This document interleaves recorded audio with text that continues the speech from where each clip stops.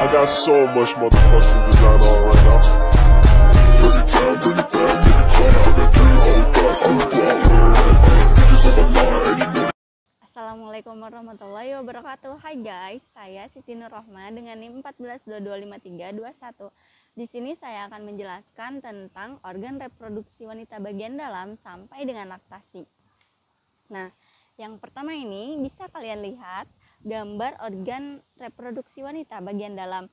Nah, di sini ada serviks, ada ovarium, terus ada pundus, ada uterus, ada tuba fallopi, terus ada vagina, ada perimetrium, menometrium, endometrium. Nah, di sini kita bisa lihat di mana vagina itu berfungsi untuk jalan masuknya sperma dan jalan keluarnya urin.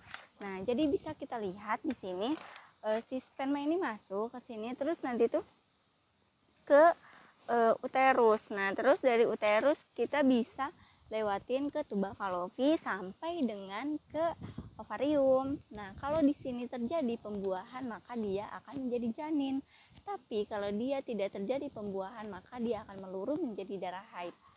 Terus selanjutnya ada organ reproduksi wanita bagian luar. Nah, di mana di sini itu ada anus, ada mons pubis, ada peruper klitoris, ada gland of clitoris, terus ada utera, labio minora, terus ada hymen, vagina embryans. Nah, hymen ini di mana dia itu seperti dinding yang dimana kalau dia terjadi si penis itu masuk, dia itu akan robek. Terus dia itu robeknya itu sekali. Nah, biasanya di sini juga ada anus. Anus itu tempat untuk keluarnya feses. Terus ada mons pubis. Nah, mons pubis ini bagian lapisan lemak yang terletak di atas symphysis pubis. Terus selanjutnya ada organ reproduksi laki-laki, di mana di sini itu terdiri ada skrotum, ada testis, ada epididymis, pens deferens, terus ada penis. Nah, jadi di mana di testis ini tempat produksi sperma. Nah, di mana dia itu nanti akan disalurkan ke vas deferens sampai ke penis. Nah, penis ini tempat keluarnya urin dan sperma. Terus kan tadi ada sperma, kan tadi ada penis dan ini kan vagina. Nah, di sini ada oogenesis, di mana oogenesis ini yang terjadi pada perempuan. Nah, di mana dia itu ada oogenium. Oogenium terjadi mitosis dan terjadi pembelahan menjadi oosit primer. Nah, oosit primer ini akan terbelah ke meiosis 1 menjadi oosit sekunder dan badan polar pertama. Nah, pada badan polar pertama ini dia akan mengalami pembelahan lagi, yaitu meiosis kedua. Nah, meiosis kedua ini akan terjadi pembelahan ovum sampai badan polar kedua. Terus selanjutnya ada spermatogenesis, di mana spermatogenesis ini terdiri atas spermatogenium. Nah, spermatogenium ini terbelah menjadi spermatosit primer. Nah, spermatosit primer ini akan mengalami meiosis pertama dan dia akan mengalami spermatosit sekunder. Nah, di mana dia ini akan terbelah lagi pada meiosis kedua. Nah, dia akan menghasilkan spermatid. Nah, spermatid ini terdiri atas 1N, di mana kromosomnya itu tidak seperti pada spermatogenium, dia mempunyai 2N kromosom. Terus nah, dari spermatid ini dia akan berubah atau diferensiasi menjadi sperma. Nah, ini adalah sperma. Terus selanjutnya ada bagian-bagian sperma, di mana ini itu bagian kepala, bagian tengah, dan bagian ekor. Nah, bagian kepala ini terdiri atas akrosom, nukleus. Terus kalau bagian tengah ini terdiri atas bagian leher sama mitokondria. Nah, itu bentuknya itu spiral ya, guys. Terus pada bagian ekornya itu terdapat membran plasma. Nah, dia ini berfungsi untuk memberikan energi gitu supaya si spermanya ini bisa berjalan. Terus ada fertilisasi. Nah, di mana fertilisasi ini terdiri atas ovulasi atau melepaskan oosit sekunder. Terus ada pembuahan. Nah, pembuahan ini yaitu bisa disebut juga fertilisasi. Terus ada pada hari pertama ini disebut dengan sel tunggal atau zigot. Terus pada hari kedua menjadi 2 sel, terus hari ketiga menjadi 4 sel, hari keempat berubah menjadi 6 sel, dan hari kelima itu menjadi blaktosita awal atau dia itu berbentuk seperti buah anggur loh. Terus setelah mereka pada hari ke-6, terus sampailah di sini pada hari ke-8 sampai ke-9 ini disebut embrio memulai implantasi, di mana dia itu sudah menempel di sini. Habis itu ada proses masuknya sperma. Jadi proses masuknya sperma itu terjadi di mana anggaplah ini sitoplasma ovum. Jadi si sperma ini terdiri atas enzim dalam akrosom. Nah, bisa kita lihat di sini itu ada enzim dalam akrosom. Terus ada sel folikel. Nah, di sini yang menjadi penjaga dari ovum. Terus di mana si sperma ini masuk, tapi pas masuk ini sperma tidak semuanya masuk loh. Jadi yang hanya masuk itu nukleus sperma. Nah, di mana si ekornya ini nanti akan terlepas. Nah, setelah nukleus sperma masuk, dia akan menempel pada ovum dan terjadilah pembuahan. Terus selanjutnya ada proses menstruasi, di mana jika hormon estrogen ini naik, maka si dinding ini tuh akan terjadi peluruhan atau menstruasi. Terus pada hormon LH ini naik, dinding ini akan terjadi penebalan atau disebut ovulasi. Terus pada hormon progesteron ini naik, dia akan terjadi penaikan suhu basal atau bisa disebut dengan masa subur. Terus kalau hormonnya turun, hormon progesteron turun, dia akan kembali ke sini, ke menstruasi. Terus nah, bisa dilihat dari gambar sini. Dia berovulasi ya guys, kayak dia tuh kembali terus gitu. Jadi kalau tidak terjadi pembuahan, maka dia akan terjadi peluruhan lagi menjadi darah haid. Terus kalau dia terjadi pembuahan, dia akan mengalami perkembangan bayi. Nah, bisa dilihat perkembangan bayi pada minggu ketiga ini. Nah, pada minggu ketiga dia itu belum bisa terjadi apa-apa ya. Dia belum bisa terlihat bentuknya. Terus pada minggu keempat itu ukurannya itu kurang lebih 0,6 cm. Terus pada minggu kelima ini tangan bayi sudah ada tapi belum berbentuk tangan. Terus dan sistem jaringannya itu sudah terbentuk. Terus pada minggu ke-6 wajah dengan lingkaran besar untuk hidung, mulut, telinga serta rahang bawah ini dia tuh mulai terbentuk. Terus jaringan sudut mulai terlihat. Nah, dia itu melingkar seperti huruf C pada minggu ke-6. Terus lanjut pada minggu ke-7 ini pada minggu ke-7 ini janin mulai membentuk tangan dan kaki, dan rahim kini telah berukuran 2 kali lipat. Terus pada minggu ke-8 sampai 10 ini janin telah berhasil melalui masa kritisnya, di mana dia itu perkembangan organ dan struktur tubuhnya ini berukuran hampir 33 cm. Terus pada minggu ini bayi dalam kandungan telah siap untuk berkembang. Terus selanjutnya pada minggu ke-11 sampai 13, di mana minggu ini itu otak bayi ini akan berkembang dengan pesat. Terus ginjalnya mulai mengeluarkan urin, jari-jarinya telah bisa mengepal seperti tinju. Nah, bisa dilihat seperti ini.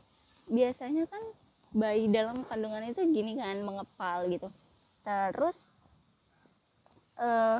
memasuki minggu ke-12 ini alat kelaminnya bisa mulai dibentuk, dan panjangnya bayinya ini kira-kira 8 cm. Terus pada minggu minggu ke-14 sampai 18 ini itu indera perasanya itu terbentuk, dan dia sudah mulai bisa melihat, mendeteksi cahaya gitu. Terus pada 16 sampai 18 bayi akan mengalami lonjakan pertumbuhan, dan alat kelaminnya itu telah terbentuk dengan baik sehingga bisa terlihat pada saat USG.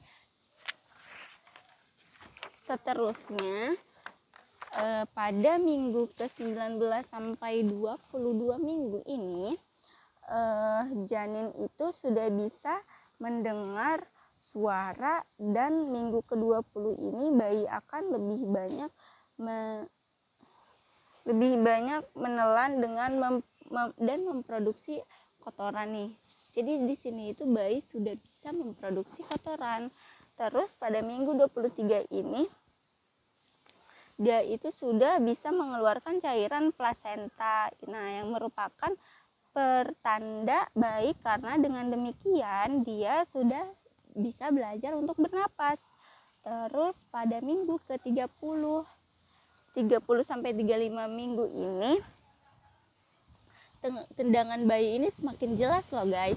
Jadi di mana dia itu si rahim ini kian membesar dengan menyebabkan nyeri ulu hati dan sesak napas. Pada minggu ke-34 sampai 36, sistem syaraf pusat dan paru-paru itu akan semakin matang, dan pergerakan tidak sesering atau heboh sebelumnya. Terus pada minggu 36 sampai 41 minggu, bayi dalam kandungan ini akan semakin turun ke area panggul. Terus pada minggu ini 35 sampai 40 minggu terakhir kehamilan, berat bayi ini mencapai 2,7 sampai 3,6 gram. Nah, panjangnya itu 40 cm. Nah, terus kita masuk ke fase di mana bayi akan keluar nih. Nah, pada fase ini disebut fase aktif dan pembukaan. Nah, pada pembukaan ini biasanya dari pembukaan 1 sampai pembukaan 10. Nah, di sini bisa dibagi menjadi 3 fase ya. Ada sekresi 2 jam pembukaan, dilaktasi maksimal itu 2 jam. Terus deselerasi ini pada pembukaan terakhir atau 10 cm. Terus ini tuh bisa disebut dengan fase laten. Fase laten ini terjadi pembukaan yang dimulai sejak awal kontraksi sampai pembukaan 3 dan sampai 4. Nah, dia itu terjadi sekitar 7 sampai 8 jam loh. Terus pada kala kedua ini di mana kontraksi jeda ini lebih sering dan semakin kuat. Terus dia itu terjadinya itu selama 1 sampai 1,5 jam. Nah, terus lanjut lagi ke kala 3. Kala 3 ini di mana si kepala bayinya itu udah turun ke panggul ya, udah siap untuk dilahirkan gitu. Biasanya di sini itu tidak lama loh, malah lamanya itu di fase-fase sebelumnya. Nah, terus pada fase selanjutnya ini, pada kala keempat ini ada pengeluaran plasenta, di mana dia itu plasenta ini akan keluar setelah beberapa menit setelah keluarnya bayi. Nah, di sini itu malah fase dimana seorang ibu ini harus sangat diperhatikan karena supaya agar energinya itu tidak terkuras habis. Terus selanjutnya di sini ada laktasi nih. Bisa kita lihat di mana laktasi ini proses penyerapan puting ibu sampai dengan dia itu menelan ASI nih. Jadi pada saat si bayi ini menghisap puting, dia itu akan terjadi sekresi pada ASI. Nah, di mana dia ini ada hormon yang bertugas, ada hormon prolaktin sama oksitoksin. Terus selanjutnya ada fisiografi payudara. Nah, bisa kalian lihat di sini itu ada dinding toraks. Nah, dia ini berfungsi untuk supaya si payudaranya itu tidak kendur gitu. Terus ada otot dada, otot dada juga sama seperti ini, berfungsi untuk tidak mengendurnya si payudara. Terus ada lobus. Lobus ini seperti jaringan-jaringan yang dimana dia itu penghasil ASI gitu. Terus ada puting susu. Nah, puting susu ini tempat keluarnya ASI. Terus ada saluran susu atau laktiferus. Nah, laktiferus ini dimana si penghasil susu ini diteruskan ke laktiferus ini dan dikeluarkan ke puting susu. Habis itu ada aerola. Aerola ini daerah yang warna kehitaman ini. Nah, biasanya ini tuh tergantung gen ya guys, jadi nggak semuanya hitam gitu. Terus ada kulit. Kulit ini dimana dia itu untuk menjaga si payudara si ibu. Terus selanjutnya ada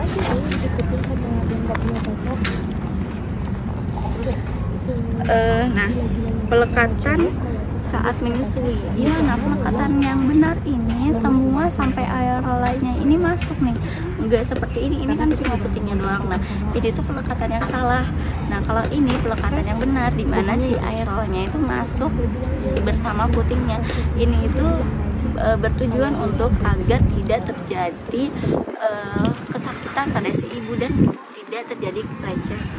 Terus selanjutnya ada posisi pada saat menyusui, di mana di sini ada baby standing. Baby standing ini di mana si bayinya itu sudah bisa berdiri gitu, berdiri sambil menyusui. Terus ada baby setting, di mana dilakukan ketika bayi duduk, dipastikan bayi sudah cukup kuat untuk didudukan sendiri. Terus didudukan dalam posisi tegak dan bayi duduk menghadap tubuh ibu. Nah, pastikan leher dan punggung bayi itu lurus sejajar ya. Nih. Terus ada out of hand, ada twins. Nah, twins ini biasanya posisi menyusui pada bayi yang kembar nih. Posisi ini dapat memberikan ASI secara bersamaan. Jadi yang anak ke satu bisa mendapatkan ASI, anak keduanya juga bisa mendapatkan ASI. Nah, sekian penjelasan dari saya. Kurang lebihnya mohon maaf. Assalamualaikum warahmatullahi wabarakatuh. Bye bye.